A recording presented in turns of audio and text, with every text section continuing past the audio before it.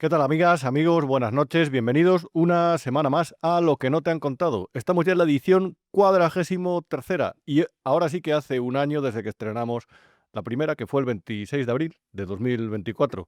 Anda que no ha llovido desde entonces. Entonces recuerdo que unas horas antes, casi en la víspera, Pedro Sánchez había enviado su famosa carta a la ciudadanía, en aquella en la que dijo que se iba a tomar 5 días de reflexión, de reposo, para meditar si continuaba en el cargo, cosa que finalmente, como bien sabes, hizo antes de empezar un plan de acción por la democracia que ha implicado una persecución contra los contrapoderes, contra los jueces, contra los periodistas, contra los propios partidos de la oposición y sobre todo lo que ha hecho es lanzar arena sobre sus casos de corrupción para intentar apagarlos, para intentar aplacar el efecto que tienen sobre su propio gobierno. Ha llovido mucho desde entonces, te hemos contado diferentes corruptelas, diferentes cuestiones que creo interesantes, las relaciones de España o de algunos líderes socialistas con China, de todo lo que se mueve alrededor de los medios de comunicación y por lo menos hemos intentado, como siempre te digo, con nuestra pequeña linterna, arrojar un poco de luz sobre esta habitación a oscuras que está precisamente con las persianas bajadas porque hay quien no quiere que te enteres de lo que sucede a tu alrededor. En el programa de hoy, la verdad, vamos a hablar de un líder que vino a comerse el mundo, que vino a conquistar el cielo, a asaltarlo, como dijeron, y es Pablo Iglesias. Pablo Iglesias, quien fue vicepresidente del gobierno, quien fue de facto durante la gran crisis del PSOE, el líder de la oposición desde Podemos, el gran protagonista de la política española durante la segunda parte de la década de 2010. Ahora es un tabernero y además se dedica a hacer podcast como nosotros aquí en Vivo a Media. Lo que pasa que a lo mejor él intenta iluminarte en una dirección que no es la adecuada. El caso es que la taberna se le ha quedado pequeña. Una taberna que tiene aquí en el barrio madrileño de Lavapiés. Y ha organizado otra colecta entre sus prosélitos, entre sus seguidores, para intentar recaudar más de 130.000 euros. Y además, desde luego, es el mago del marketing, es un genio del comercio, porque te lo ha vendido así. Queremos un sitio más grande que nos permita ampliar las actividades del espacio y acoger a más gente. Por eso, lanzamos este crowdfunding. Ayúdanos a que muy pronto podamos mudarnos para que la Garibaldi crezca. Si lo sabías, no te sonará de nuevas, no te pillará de nuevas, pero si no lo sabías, seguramente te hayas quedado con los ojos como platos. Sí, sí. Pablo Iglesias, vicepresidente del gobierno, empresario hostelero, tabernero, profesor de políticas, podcaster, pide dinero para un nuevo local para su propio negocio. En vez de plantear una ampliación de capital entre sus socios, no ha tenido una mejor idea que pedir a sus seguidores que se rasquen el bolsillo. Y como ves en esta imagen, no aspira a lo mejor al cielo, a saltar el cielo, pero aspira a conseguir un mínimo de 137.996 euros con esta colecta que ha convocado en la web goteo.com. Dice que lo ideal sería 146.996. El caso es que el otro día, el pasado miércoles, cuando estaba preparando el guión del programa, veía que ya lleva 83.000 euros recaudados. Y además, el día que presentó ahí su nuevo libro y el día que anunció la colecta, se comportó con esa especie de altivez, de soberbia, de superioridad moral que tantos enemigos le ha generado tanto en política como fuera de ella. Y arrojó un micrófono a un periodista, a Vito Quiles, que fue por allí para hacerle una pregunta que a lo mejor a ti te parece bastante lógica. Más grande. ¿Qué le parece que le hayan denunciado por acoso laboral? Usted que venía a defender los derechos de los trabajadores. Creo que los fascistas sobráis aquí, que eres un provocador, Vito, y que no deberías estar. Y que gente como tú es basura y ojalá te echen de actos como estos. ¿Usted no cree en la libertad de prensa? Asco, no, mira. Esto, fuera. El de hay que azotarla hasta que sangre, el que le denunciaron unos periodistas, un grupo de reporteros que cubría el partido Podemos hace unos años, yo si no recuerdo mal fue en el año 2017, en la Asociación de la Prensa de Madrid les denunciaron porque consideraban los periodistas que el trato que tenían, que les dispensaban desde el partido, los portavoces, no solamente Pablo Iglesias, era lamentable, era malo, era un propio abuso. Pablo Iglesias es el que denunció algo sobre lo que tiene una base de razón, es la existencia de una cloaca mediática. Yo diría que hay una especie de pesebre mediático, mejor dicho, en el que abrevan todos los que siempre están alrededor de los determinados gobiernos o alrededor de determinados poderes. En este país Si eres un periodista de los que yo llamo lamerón, te va a ir bien, vas a ganar mucho dinero. A lo mejor te hacen un contrato de contertulio en Televisión Española o a lo mejor, si lo haces bien, si hablas bien, te dan un programa. Pablo Iglesias tiene cierta parte de razón, o tenía, cuando denunciaba la existencia de una cloaca periodística. Lo que pasa que, hombre, denunciar que hay gente que se mueve entre las sombras en lugares oscuros cuando tu factotum mediático es Jaume Roures, tiene cierta parte de fariseísmo o tiene cierta parte de ver la realidad con un ojo tapado, con un parche en uno de los ojos, en el derecho o en el izquierdo, en el que se prefiera. Y ya desde luego, maltratar de esa forma a los periodistas, haciéndoles eso que hizo con Vito Quiles, lanzando su micrófono por los aires cuando se acerca simplemente a hacerle una pregunta o una inauguración, podía no haberle contestado o podía haberle contestado incluso mal. Pero eso, que el primero que lo hizo, por cierto, fue Antonio Maestre, lo hizo y además, como ves en esta imagen, lo intentó capitalizar. Al fascismo no se le discute, se le combate. Y ya que estamos, pon dinero porque quiero ampliar el bar. A ver, hace gracia. A ver, el tipo te puede caer mejor o peor, pero un genio del marketing, la verdad es que sí es. Nunca nadie, o muy pocas veces nadie en política ha tenido tanta habilidad para inventarse y reinventarse y seguir considerándose necesario entre los suyos. Y ya cuando después de las elecciones de Madrid, cuando se pegó un castañazo gigantesco, anunció que se cortaba la coleta y que se iba a hacer empresario de los medios de comunicación, a montar, digo, palabras textuales, un puto podcast, y ya cuando pidió dinero a sus seguidores para montar esa empresa, ya era para decir, ole, qué jeta, pero qué jeta más bien planteada para sus propios intereses la de este señor.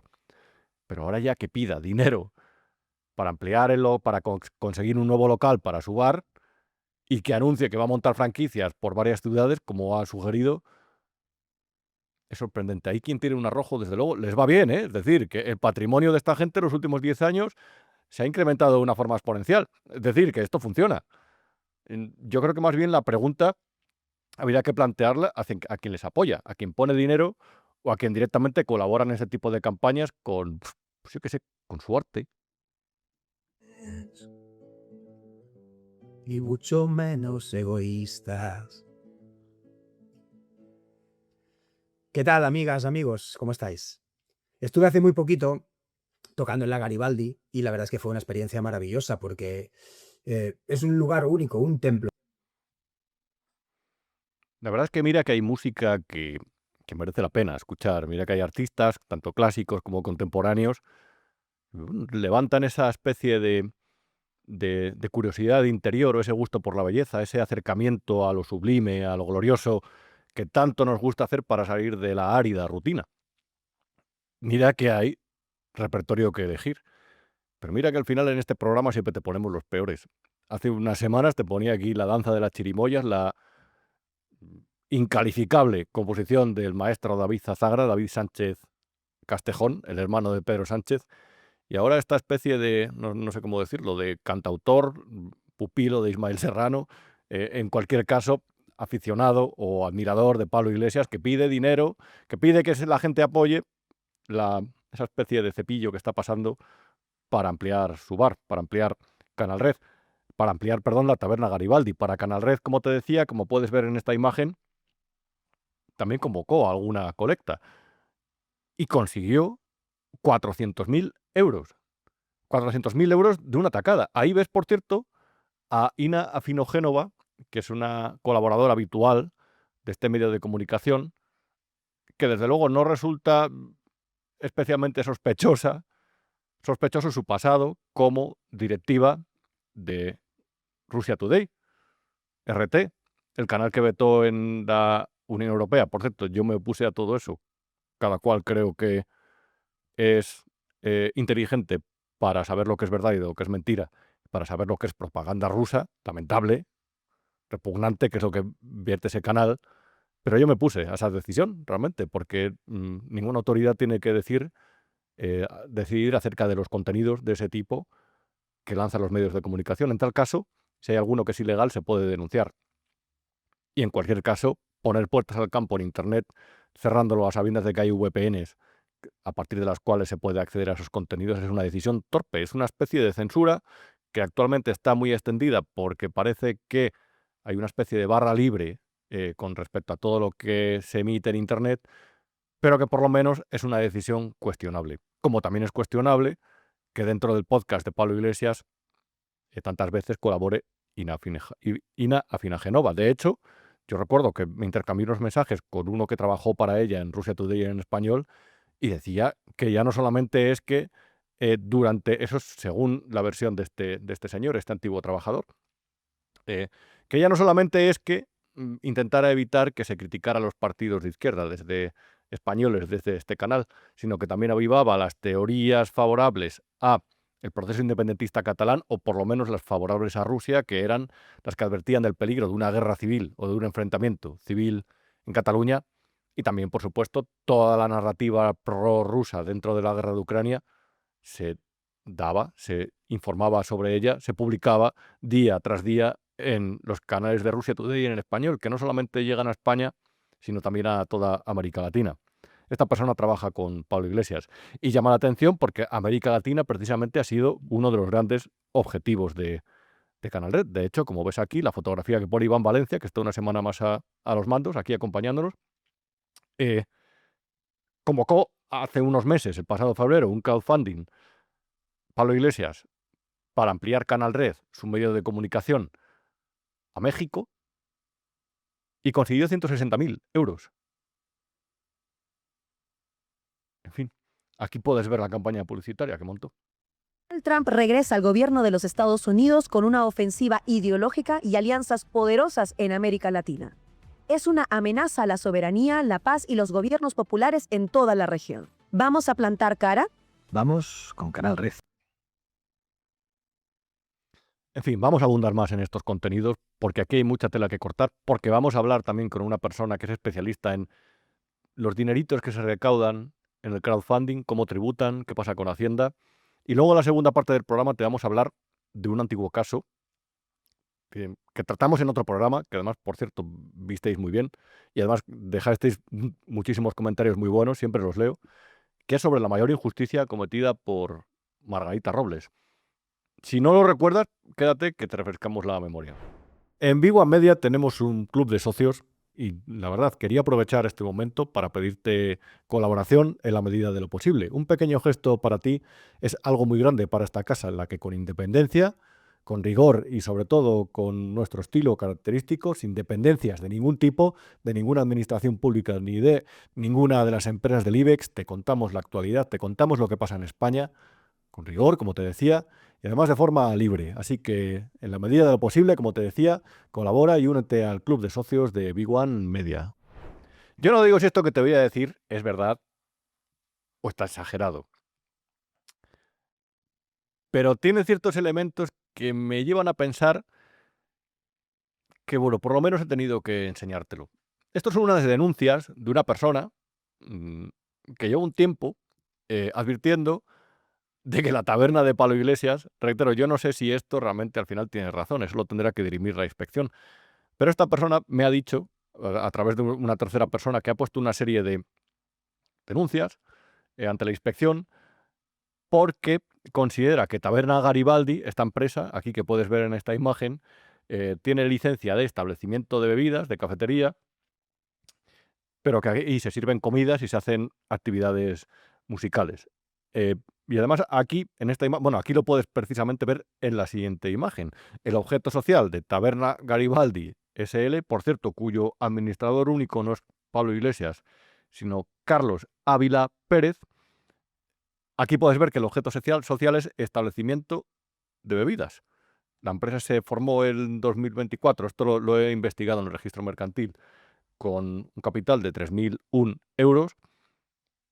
Y realmente no pone dentro del objeto social establecimiento para servir comidas ni de espectáculos.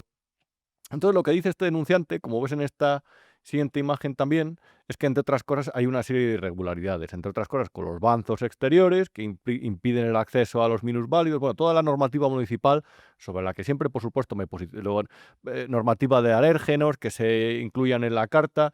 Sabes que hay una normativa municipal que incluso hasta define el tamaño de los elementos que tienen que estar en las fachadas. A mí eso realmente al final me parece burocracia excesiva siempre. El caso es que, bueno, por lo menos como me habían enviado esta denuncia, iba a dedicar el programa a esto en parte, a estas maniobras que hace Pablo Iglesias para sacar dinero para sus negocios.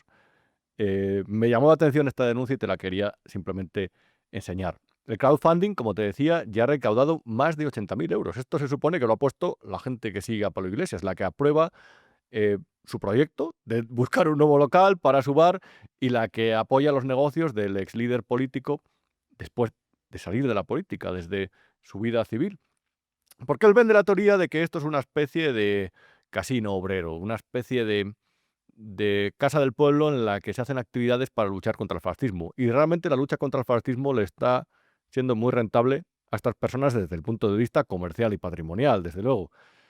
Y lo que más llama la atención es que no solamente tenga ese arrojo o esa falta de vergüenza, según lo quieras ver, como para pedir dinero para hacer esa especie de ampliación de capital encubierta para su negocio, sino que también ya directamente habla de que quien le dé 150 euros le va a enviar un vídeo de agradecimiento y que le dé 250 le va a cantar una canción con sus socios.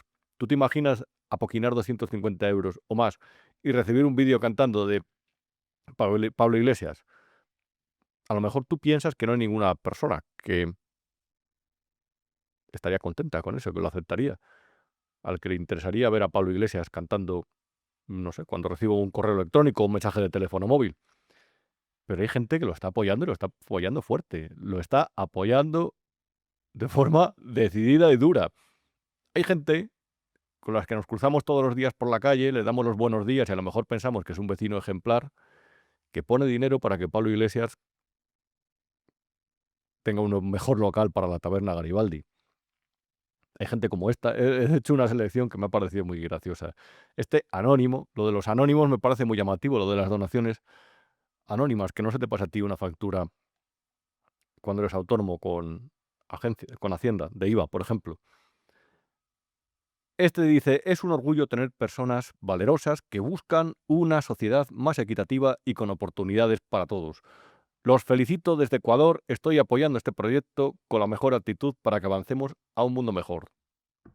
250 machacastes desde Ecuador para Pablo Iglesias. Aquí hay uno más que dice, hay que inundar, un tal Luis Ratia, que pone 150 euros y dice, hay que inundar Madrid de cervezas anti-Ayuso.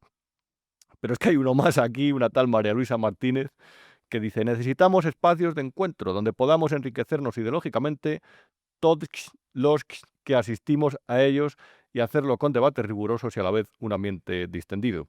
Y uno más, aquí que seleccionado es que había cientos, la verdad, que dice, hay que abrir un gran Garibaldi para que los fachas rabien y sobre todo Ferreras y su camarilla. Sabes que Pablo Iglesias odia a Ferreras. En cualquier caso, aquí tenemos varios elementos que me llaman la atención. Ya no solamente esta especie de generosidad de la gente con derecho a voto, con 2 dedos de frente, siempre decimos, a lo mejor con alguna propiedad y con pensamiento, emociones, cierto comportamiento complejo que se atribuye a los Homo sapiens sapiens, que deciden poner dinero para el bar de Pablo Iglesias.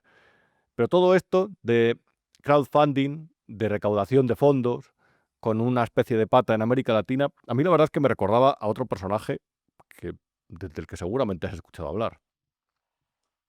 Una edición que nos permite y nos va a permitir llegar a un mercado latinoamericano y generar nuevas alianzas. Si quieres ser un profesional en fundraising, es el momento. Te esperamos. Inscríbete.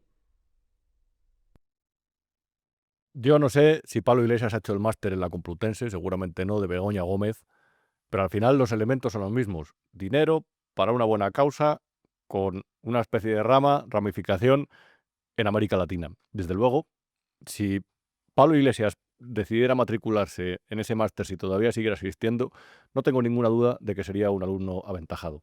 A mí la verdad es que con todo esto de la recaudación de fondos en Internet me surgen siempre diferentes dudas. Y como hay un fiscalista que es prestigioso, que le conocemos, que es amigo de este programa y que siempre explica las cosas muy bien, que se llama Esaú Alarcón, vamos a llamarle para que nos dé algunos detalles más al respecto. Tenemos con nosotros, como os prometía, como os anunciaba, a Esaú Alarcón, que es socio de Gibernau y además que tiene un blog de obligada lectura para quien se quiera enterar de temas fiscales, que es fiscalblog.com, ¿verdad, Saúl? No me he equivocado.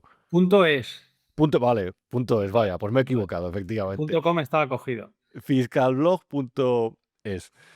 Bueno, Saúl, la verdad, había pensado en llamarte, y como comentábamos ayer por WhatsApp, porque yo siempre me ha generado ciertas dudas esta querencia o esta costumbre nueva o relativamente nueva de convocar crowdfunding, por ejemplo, para ampliar el local de tu taberna o, no sé, para montar un medio de comunicación. ¿Esto cómo lo observa la agencia tributaria? ¿O esto cuáles son las figuras fiscales que regulan ese tipo de colectas? A ver, el crowdfunding suena muy bien, pero es el sableo de toda la vida, ¿no? Entonces, hay varios tipos de crowdfunding. Puede ser que tú recabes dinero dando una recompensa, es decir, haciéndole partícipe, ya sea como accionista, ya sea como si fuera un préstamo, ¿no? Y tú tienes derecho a percibir algo. Pero yo creo que hablas más del crowdfunding, que en realidad lo que encubre es un donativo, ¿no? Son donativos múltiples. En ese caso, lo normal, a ver, esos donativos pueden tener dos calificaciones totalmente diversas, ¿vale? La normal es que se consideren como donaciones y las donaciones tributan en el impuesto de donaciones, ¿vale? El problema de estos donativos múltiples y de importes tan bajos es que primero son muy difícilmente controlables y luego, por otro lado, nadie liquida por cantidades ínfimas, ¿vale? Pero teóricamente esos son donativos y tendría que tributar por el impuesto a donaciones, ¿eh? Antes de llamarse crowdfunding se llamaban cajas de solidaridad. Con los independentistas hubo cajas de solidaridad para pagar las fianzas. Previamente ya hubo un caso en Palma de Mallorca respecto a profesores que querían defender el castellano hace unos años y también se creó una caja de solidaridad. En el fondo son donativos, ¿vale? Claro, pero mi pregunta en este sentido es decir, comparemos Canal Red, que es el medio de comunicación de Pablo Iglesias, que también ha hecho este tipo de crowdfunding un par de veces, con un medio de comunicación. Cuando un medio de comunicación quiere más fondos, amplía capital. O Y de amplía hecho, capital o pide un préstamo. claro. Es la misma consideración para Hacienda porque claro, así parece que quien amplía capital está en una especie de inferioridad de condiciones con quien le donan dinero, o a lo mejor es simplemente una falsa impresión. A ver, yo creo que en el fondo es una manera de no decirle a la persona que te está haciendo un donativo que es un donativo.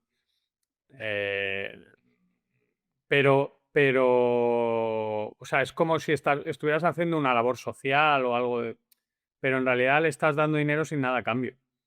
Desde el punto de vista fiscal, ya te digo, a ver, si se amplía capital, pues tú eres partícipe igual que los otros. Si das un préstamo, pues tienes derecho normalmente a cobrar un interés. También puedes dar un préstamo gratuito, pero tienes derecho a que te devuelvan el capital. En este caso, no tienes derecho a nada. Entonces, realmente es un donativo. Yo, si fuera Pablo Iglesias, no sé la manera en la cual vehicula esto, pero yo le dejaría muy claro a todo el mundo que eso es un donativo. Porque, como te comentaba antes, hay una tentación de que la administración tributaria, la agencia está... Claro, los donativos, además, el impuesto de donaciones es un impuesto cedido a las comunidades autónomas, con lo cual es la comunidad autónoma la que lo gestiona y lo busca, lo liquida y lo inspecciona.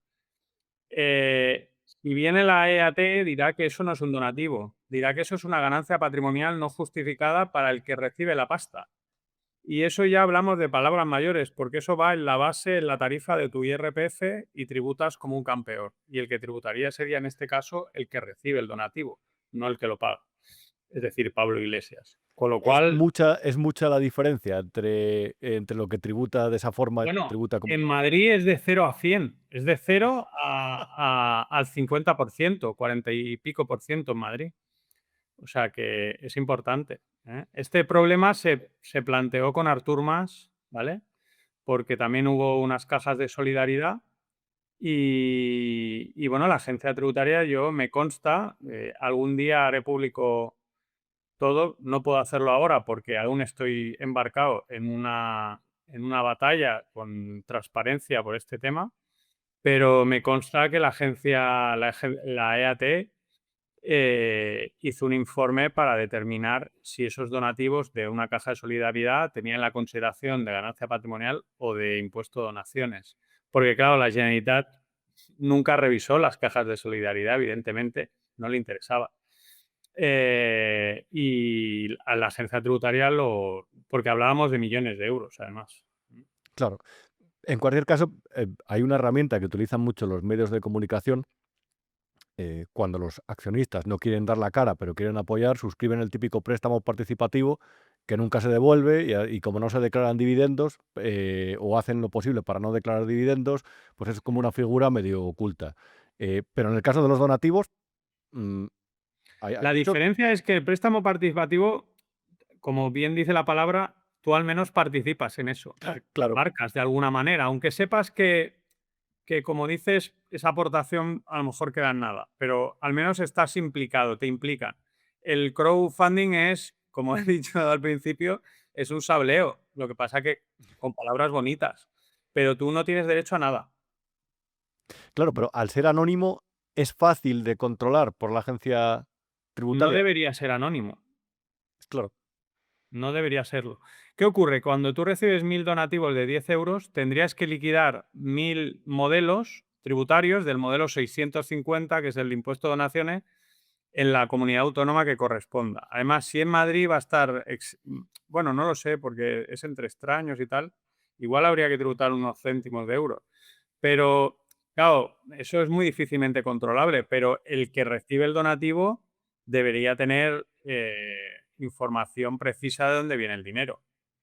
Por ah, una cuestión ya no fiscal puramente, sino de blanqueo de capitales. claro. Ahí hay un tema delictivo grave que puede existir, ¿eh?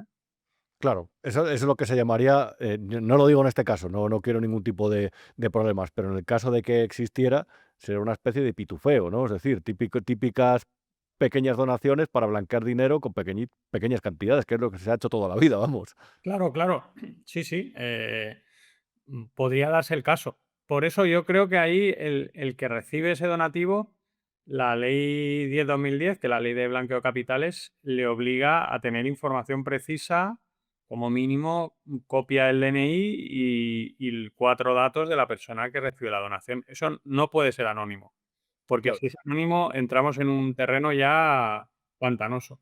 Claro, y yo perdona que insista, Esaú, pero claro, cuando busco información en el registro mercantil, ya no digo de las cotizadas, por supuesto, eh, siempre viene algunos, quiénes son los administradores de una sociedad, es decir, quiénes han puesto dinero, quiénes han apoyado o a cuánto ascienden las ampliaciones de capital y en caso de que de esa ampliación surja un nuevo administrador o un nuevo consejero, eso generalmente se refleja.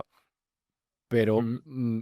en estos casos, de verdad, o sea, decía lo de anónimo porque me metía en la web de Goteo. Yo supongo que eso quedará registrado en la web donde se ha registrado este crowdfunding en cuestión y veía decenas de donaciones anónimas. Es decir, en este caso, para la persona a simple vista que lo veo, para cualquiera que lo quiera investigar, pues cualquier periodista, por ejemplo, resulta muy difícil o casi imposible acceder a quién está financiando, en este caso, el proyecto de Pablo Iglesias. Es un poco más opaco a ojos vista. Sí, sí, no, desde luego. Porque una duda que yo tengo, son cantidades o sea, ¿ha conseguido una financiación muy elevada con este Pues, tipo de...? de momento ha conseguido 83.000 euros, pero para VAR, es decir, para un proyecto que quiere montar en América Latina ha conseguido 160.000 y para su canal de televisión otros 400.000. Claro, o sea, hay que partir de la base de que es difícil encontrar a gente de la calle, ¿no? Por decirlo en su lenguaje, que pretenda hacer donativos para este tipo de cuestiones. Con lo cual, ahí es un tema ya de plan de control tributario.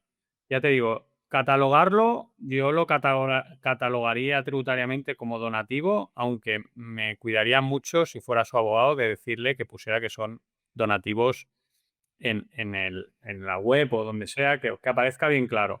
Y por otro lado, le diría que tuviera cuidado con el blanqueo de capitales y que tuviera constancia de toda la identificación. Porque si se inicia una inspección, ya te digo, por parte de la agencia tributaria, lo que pueden mirar es que haya una actuación, o sea, que realmente el origen de esos fondos no sea lícito. ¿Mm? En fin, Esaú Alarcón, gracias, siempre muy ilustrativo, como siempre. Por cierto, desde la última vez que hablamos me enganché a tu blog. ¿Hay alguna entrada que esperemos próximamente, con la que nos vayas a ilustrar? La verdad que yo intento escribir, bueno, sabes que es un blog múltiple que puede escribir quien esté interesado en el mundo tributario.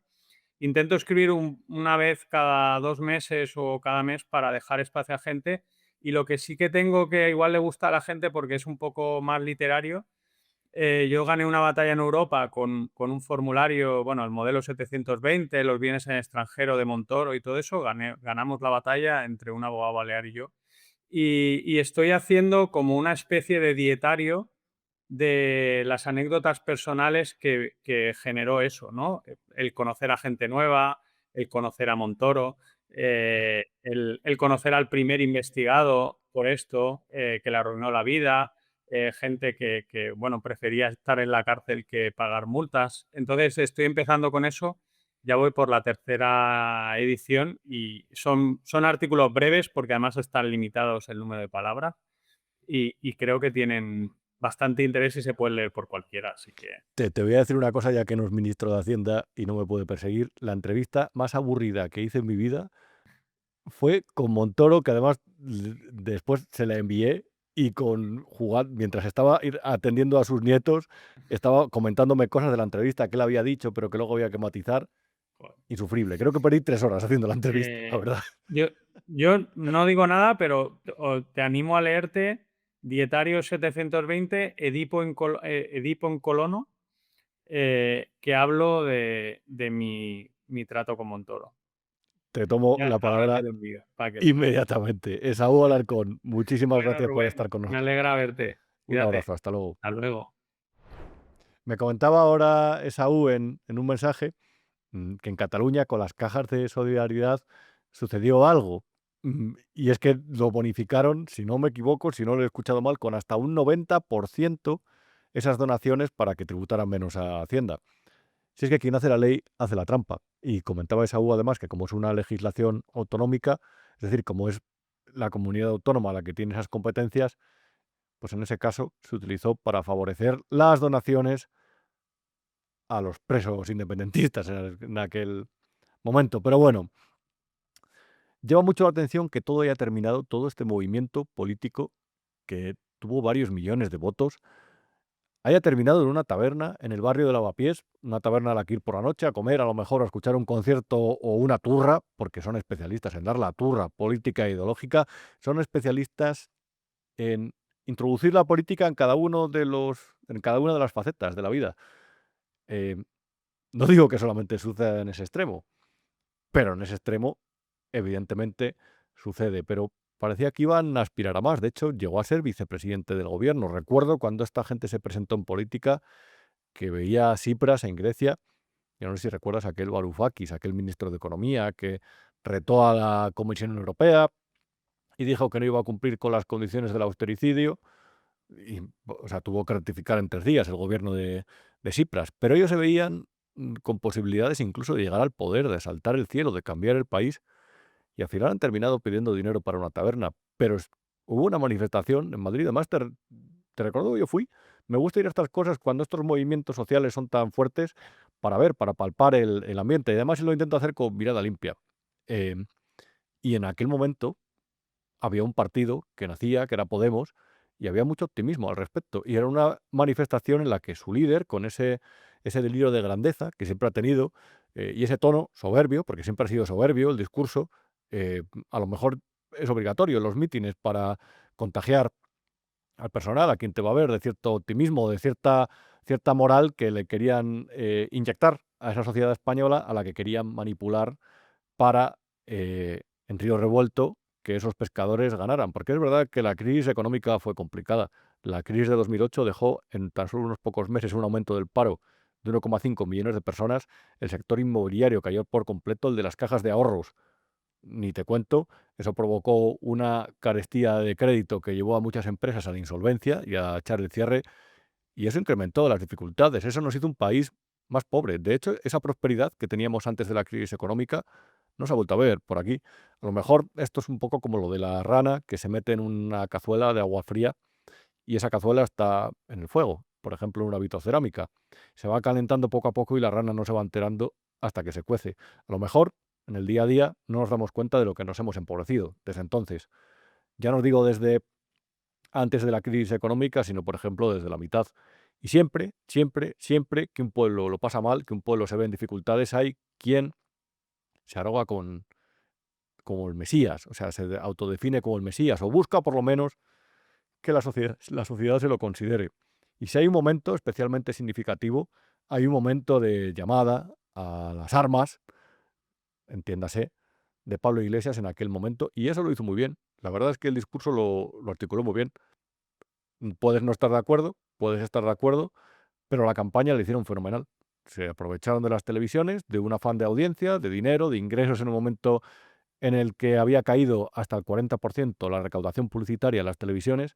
Se aprovecharon de la pegada de estos líderes para ganar audiencia, porque entonces sí interesaban y generaban audiencia, y eso repercutió en una mayor popularidad de estos líderes. Cuando no estaban en 4, estaban en La Sexta, en Antena 3 o en Telecinco. Pero costaba encender la televisión un día entero y no ver a Pablo Iglesias, a Juan Carlos Monedero o a uno de estos portavoces, a Íñigo Rejón, Tania Sánchez, etcétera, etcétera, etcétera. Pero hubo un momento, como te decía, que fue el del grito de guerra, el tic-tac. Tic-tac, tic-tac, tic-tac.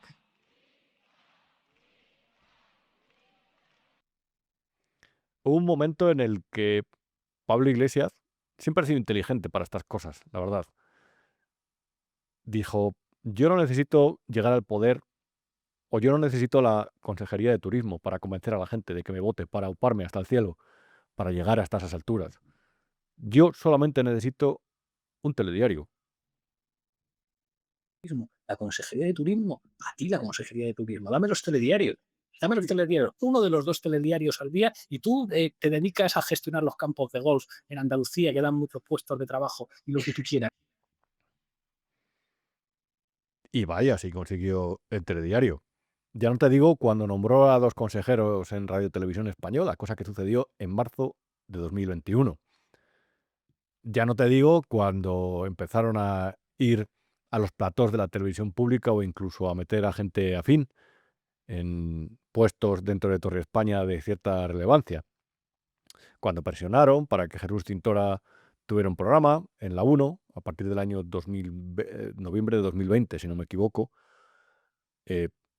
Yo te digo que esta gente pasó de La Tuerca, de un programa de un ámbito muy minoritario dirigido a los muy cafeteros, pasó de La Tuerca al prime time, al horario de máxima audiencia de las principales televisiones. Llegaba el sábado por la noche, en La Sexta noche, y cuando aparecía Pablo Iglesias era un acontecimiento en este país. El día que fue al Hormiguero fue el programa más visto dentro de una campaña electoral.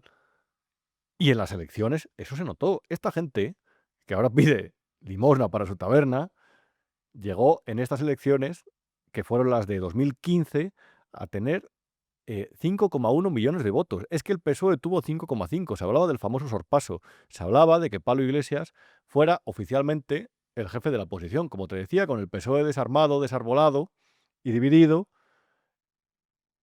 de facto fue la voz que más se escuchó, mucho más que la de los portavoces del PSOE en aquel momento. Pero es que casi lo fue. Y en ese momento, Izquierda Unida en esas elecciones sacó otros 926.000 votos. Es que tuvieron mucha fuerza en este país. Y como te decía, han terminado por pedir perras para su taberna. La soberbia o el afán de grandeza o sobre todo la sed de venganza con sus enemigos no ha menguado. Diría que esto último todavía mucho más. En su último libro lo dedica directamente a poner a parir a todo el que se ha enfrentado a él en política. Es absolutamente sorprendente. No está mal escrito, no es un tipo, no es tonto. O sea, todo lo contrario. Creo que siempre se ha infravalorado la figura de Pablo Iglesias en ese sentido. Ahora bien, es mucho menos de lo que fue. Todo ha menguado en él menos su patrimonio.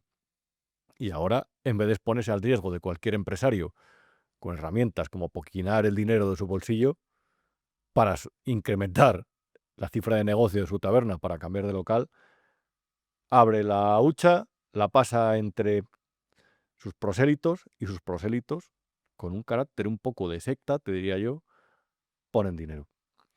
En fin, no quería terminar este programa, de hecho, en la segunda parte la quiero dedicar a esto. Si recuerdas, hace unos meses dedicamos un programa al caso de Ahmed Toumoumi, una persona que estuvo 15 años en prisión, fue condenada a 27, de los que cumplió 15 años en prisión, y le condenó un tribunal cuya ponente era Margarita Robles, la ministra de Defensa, que en ningún momento ha dado señales de arrepentimiento. El proceso fue de todo menos garantista. El proceso fue un escándalo. Una persona perdió 15 años de su vida. Y tenemos una novedad que puedes ver en esta imagen. Su abogada, Celia Carbonell, que además es pura valentía y pura inteligencia, creo que en medio de este lodazal, que muchas veces es este país, o por lo menos en medio de este lugar tan turbio que es el de la función pública, el mero hecho de encontrar personas valientes, de verdad, o sea, son una especie de pepitas de oro dentro de la arena del desierto y siempre hay que ponerlos en valor. Por lo menos aquí lo intentamos. Habían presentado un recurso a la Audiencia Nacional porque querían que indemnizaran a esta persona, a Ahmed Toumoumi. Y la Audiencia Nacional ha considerado que el error judicial no fue evidente, el que motivó la entrada de la cárcel de un inocente. La sentencia es alucinante, o sea, no hay por dónde cogerla, sinceramente. Yo no soy jurista, pero es que realmente ni siquiera entra en el fondo del tribunal. Y la verdad, he pensado en llamar a Celia Carbonell para que nos lo explique bien. Ella es la abogada defensora, la que ha presentado, la que ha redactado el recurso, y creo que es la que más luz nos puede arrojar al respecto de este asunto. Tenemos con nosotros, como se anunciaba, a Celia Carbonell, abogada de Ahmed Toumoumi. Creo que lo he dicho bien. Celia, siempre me equivoco, la verdad, pero está bien dicho, ¿verdad? Vamos a ver, le dedicamos hace unos meses, Celia, un programa a este caso y tenemos una última información al respecto, y es que la Audiencia Nacional ha desestimado un recurso que habéis presentado para solicitar una indemnización por los años que pasó de forma injusta en prisión esta persona. Así es. ¿Cuál es, cómo podemos explicar, en primer lugar, cómo podemos resumir a la audiencia que no viera aquel programa, cuál es el caso de Ahmed? ¿Por qué se cometió esa injusticia tan grande con él? ¿Y cuál es esta última información? ¿Qué ha sucedido en la Audiencia Nacional? ¿Qué solicitabais? ¿Cuáles son los argumentos? Si te parece, podemos empezar por si nos puedes explicar cuál es la situación de esta persona. A ver, Ahmed en el año 91 es detenido porque se están dando una serie de, bueno, es una ola de violaciones en la zona de Barcelona y bueno, pues parece ser que Ahmed tiene unos rasgos físicos muy parecidos a lo que las personas, a las víctimas denuncian en ese momento y lo detienen y él entra en prisión preventiva, si no me falla la memoria, en noviembre del 91. Y en septiembre del 92 se dicta la primera sentencia que lo condena por esas violaciones, con la única prueba que había era el señalamiento por parte de las víctimas. Dentro de ese procedimiento habían dos informes periciales, uno de sangre y otro de semen. El semen se había extraído de la ropa interior de una de las víctimas, ¿vale? La víctima solo había sido violada por un hombre. Lo digo porque normalmente actuaban dos, pero en este caso eran dos víctimas y cuando eran dos chicas a las que atacaban, pues cada uno violaba a cada chica y cuando solo había una chica se turnaban, primero uno y luego el otro. ¿Vale? En este caso, bueno, pues cada una de las chicas pues es violada por cada uno de estos señores. Esto hago hincapié, Rubén, porque pues se podría decir, bueno, pues a lo mejor es que era del otro violador. No. O sea, la agresión sexual se dio por Sí. una sola persona. El informe de sangre, evidentemente, no coincide con la sangre de Ahmed Toumoumi Y la audiencia dice, bueno, pero puede ser de la víctima. Y es cierto, puede ser de la víctima esa sangre. Pero el informe del semen no coincide con el fenotipo de que Ahmed Tumuji. Y el semen no puede ser de la víctima. El semen solo puede ser del violador, ¿vale? La audiencia provincial no se da cuenta de ese informe. Es un informe que exculpaba a Ahmed Tumuji, porque no coincide el ADN con el semen. Ahmed Tumuji entra en prisión y pasa 15 años en prisión. En En el ese año tribunal, perdona que te corte, Celia, formaba parte la que hoy es ministra de Defensa, que es Margarita es Robles. Margarita Robles es la ponente de ese procedimiento y así ocurre. Y lejos de mostrar signos de arrepentimiento, en la obra en el libro, en la De crónica Braulio García fantástica Jaén. de Braulio García Jaén, es todo lo contrario. Parece que le molestaba cuando le preguntaban al respecto de esta situación, de este caso y de esta injusticia. Sí, bueno, cuando Braulio le pregunta, ella decía que si se condenó, pues fue porque así se valoró en ese momento y que le parecía increíble que le estuviera hablando de un caso del año 92, porque era sorprendente, ¿no? Que incluso le llega a preguntar a Braulio, ¿usted se acuerda de todo lo que ha hecho en el año 92 hasta la fecha? Si era un poco, digamos que era un poco una actitud soberbia. Ujú. Claro. ¿En qué año salió de la cárcel, Ahmed? Ahmed sale de prisión, si no me falla la memoria, también a finales del 2009. De 2009. Es decir, yo lo digo por refrescar la memoria y sobre todo por informar a quien no haya visto el anterior programa. Cumplió Sale, 15 sale años de prisión siendo inocente. Claro, a él le condenan a 24, pero él nunca sale de permiso ni nada, y eso lo que hace es que se le van acumulando los días y va reduciendo la condena, ¿vale? Entonces, él sale en el año 2009, pero luego tiene las comparecencias que una vez ha salido de prisión, pero tienes que ir cada 15 días, tienes que comparecer en el juzgado, pues porque no puedes salir del país, te quitan el pasaporte o te quitan el DNI o el NIE en este caso. Entonces, Ahmed, una vez sale de prisión, todavía está 3 años más haciendo esas comparecencias. Claro. Esta es la historia de una injusticia. Esta es la historia de un fallo, de un agujero en el sistema judicial. Yo no sé si llamarlo una especie de es una negligencia en todo, en toda la extensión del término, en todos los significados que se nos puedan ocurrir, pero intuyo, por lo menos al leer el libro de Braulio García Jaén, que hay una cuestión de ego o de soberbia por parte, entre otros, de la ministra Margarita Robles, la juez Margarita Robles, y hay una víctima. Y hay un momento en el que tú te unes al caso y comentabas en el anterior programa que lo asumes casi como tuyo, como algo personal. De hecho, llegas a entablar una relación casi familiar con Ahmed. Eh, y pasa diferentes etapas el caso una vez que tú te haces cargo de él. Y hay un momento en el que presentáis un recurso ante la Audiencia Nacional y ese recurso se ha desestimado. ¿Cómo podemos explicar lo que ha sucedido a nuestros espectadores, a nuestros oyentes? ¿Cuál es la decisión de la Audiencia Nacional y cómo afecta, qué reclamabais y cómo afecta al caso?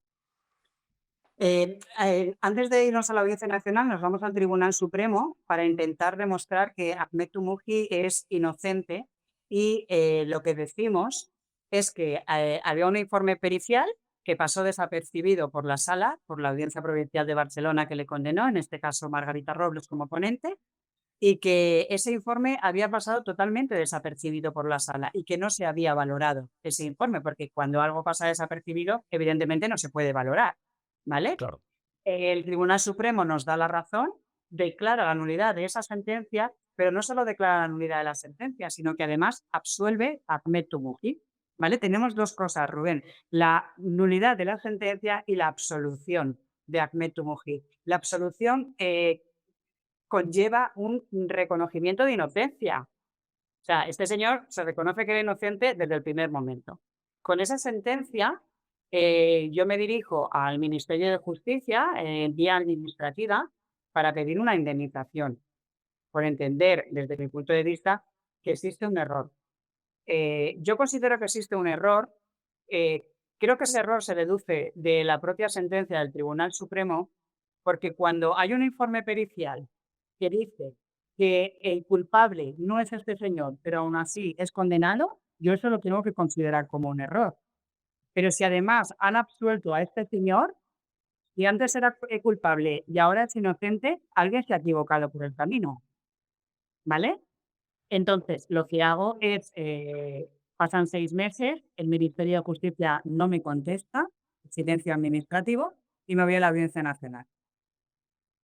Yo en la Audiencia Nacional pido una indemnización por el tiempo que estuvo en prisión preventiva, el tiempo que está en prisión definitiva, es decir, durante 15 años, el tiempo en el que está realizando las comparecencias y además solicito una responsabilidad para esos magistrados que han cometido ese error.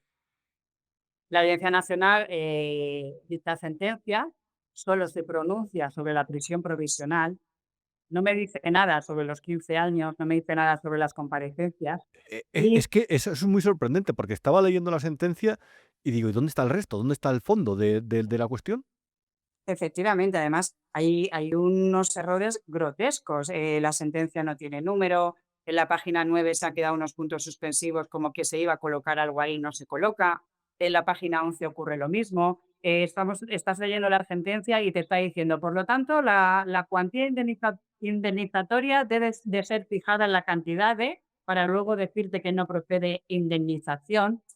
Ha sido un poco, yo lo diría que las prisas, ¿no? Las prisas matan y no es bueno, y yo creo que es lo que ha ocurrido con esta sentencia. Y luego, bueno, el que diga que no hay error grave, bueno, a mí me parece muy sorprendente. Creo que si meter a un señor 15 años en prisión, pudiendo haber visto un informe que demostraba su inocencia, y eso no es un error grave, no sé qué se puede considerar entonces un error grave. Claro, pero yo simplemente, Celia, te quiero plantear una cuestión que a lo mejor va un poco más allá.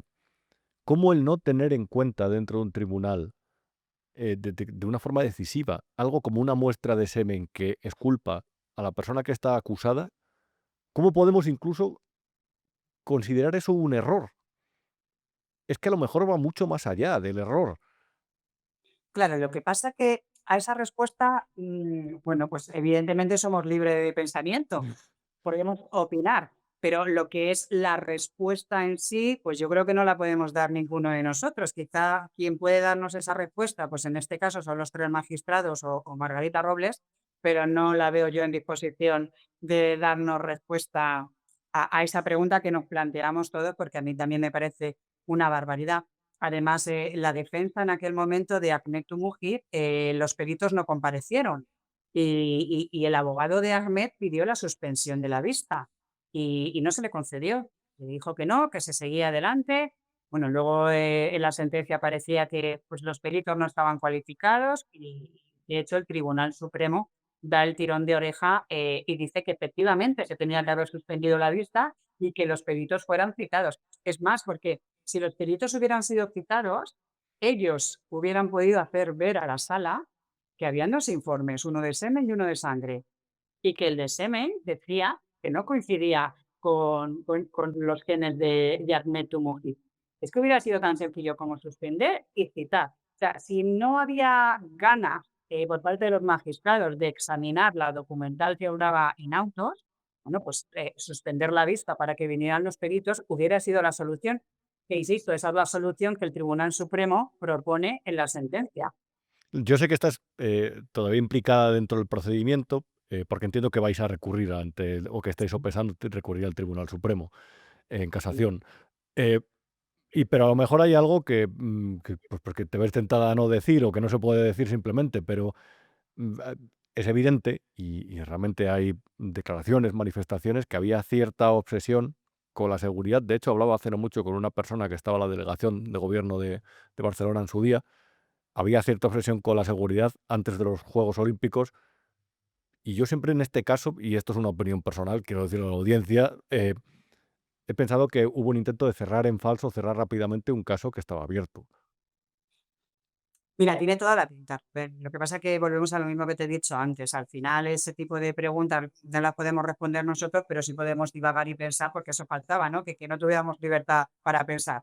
Eh, y hay muchos puntos que dicen eso. De hecho, yo en la demanda en la Audiencia Nacional, yo lo digo. O sea, es sorprendente que en menos de 24 horas se dicte una sentencia. Yo no lo he visto nunca en mi profesión.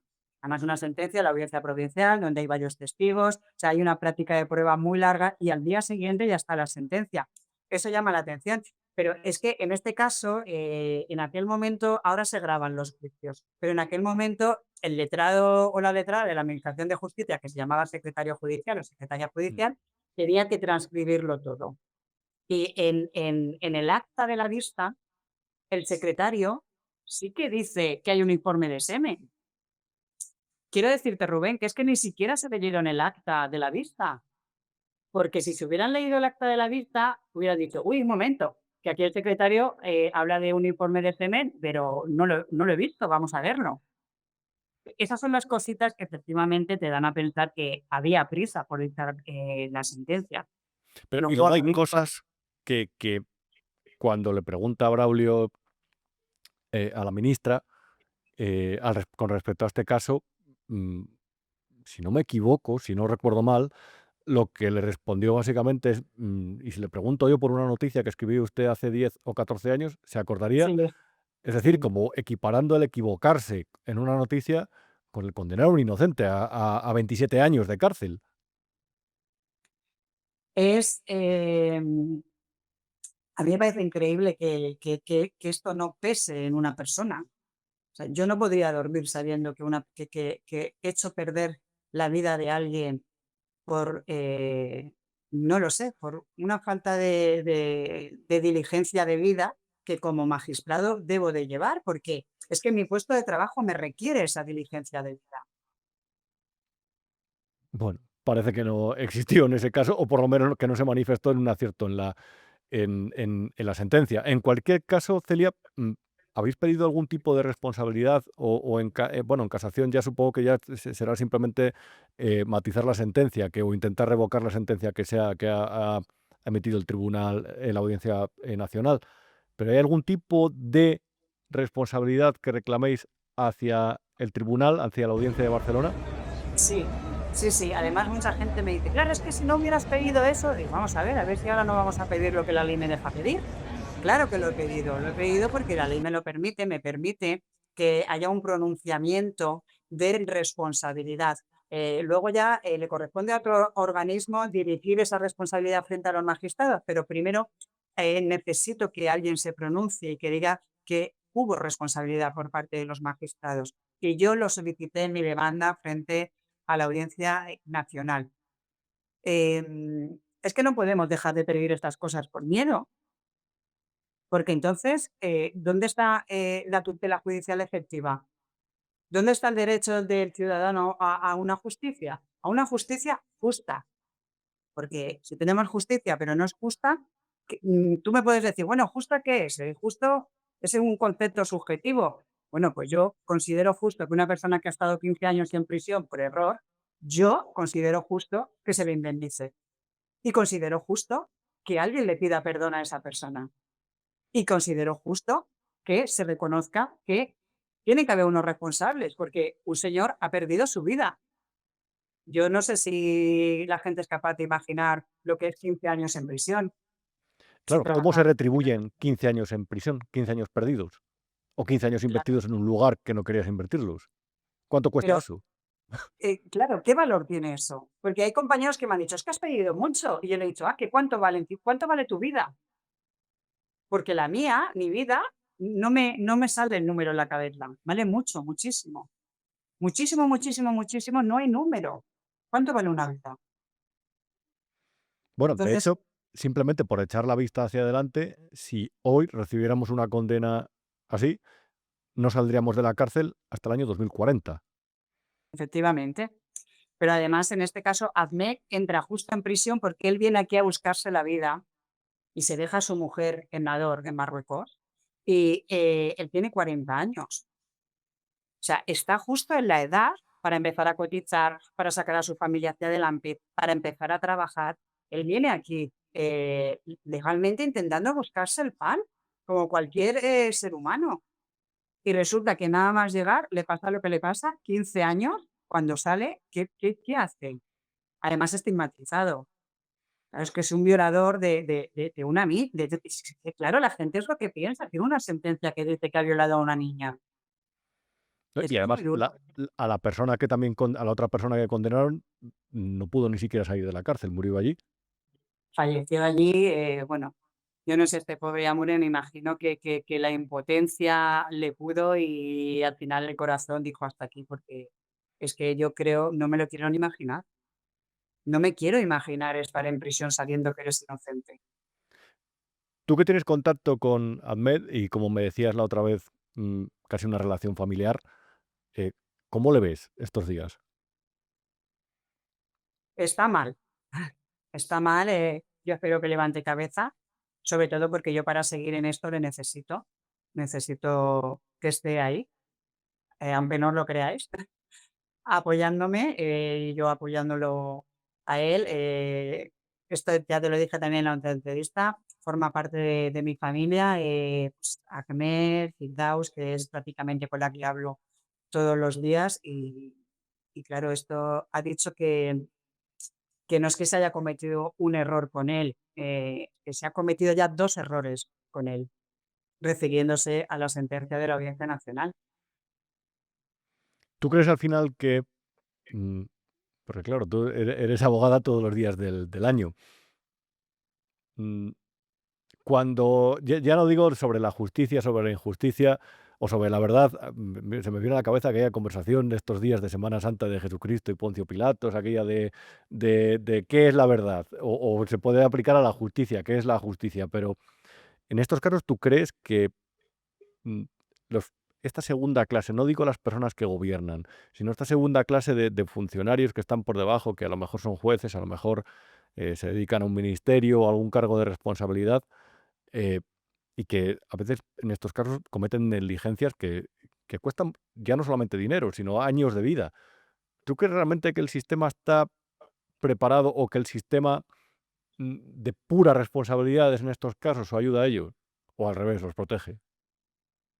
No, no, los protege. La responsabilidad de los funcionarios, en este caso de los magistrados, bueno, hubo una reforma en el año 2015, pero bueno, esto igual nos da para otro programa. Eh, no, no tenemos un sistema judicial independiente, no lo tenemos. Pero es que además la forma de elección ya no es independiente. Todos sabemos que está politizado.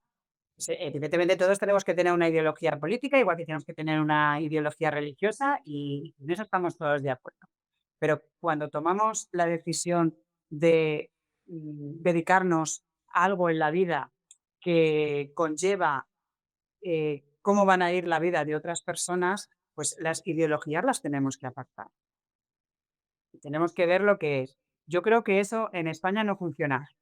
En España el sistema judicial no funciona. No funciona, sí, hay errores, faltan funcionarios, faltan jueces, faltan fiscales. No se pone solución en eso, no hay ningún partido político que diga voy a invertir en justicia. Ahora se ha hecho una reforma por parte de Bolaños que estamos todos indignados. Los funcionarios de justicia, los operadores jurídicos, una locura la reforma que se ha hecho. No sé, no funciona y va a peor. Y luego, creo que no hay valor de hacer las cosas como hay que hacerlas. Yo no sé si esta sentencia de la Audiencia Nacional ha sido voy a pasar ahí la patata caliente al Tribunal Supremo.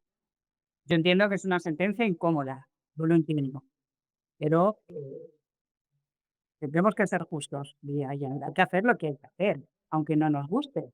Es mi sensación, Rubén, no digo que sea Claro, verdad.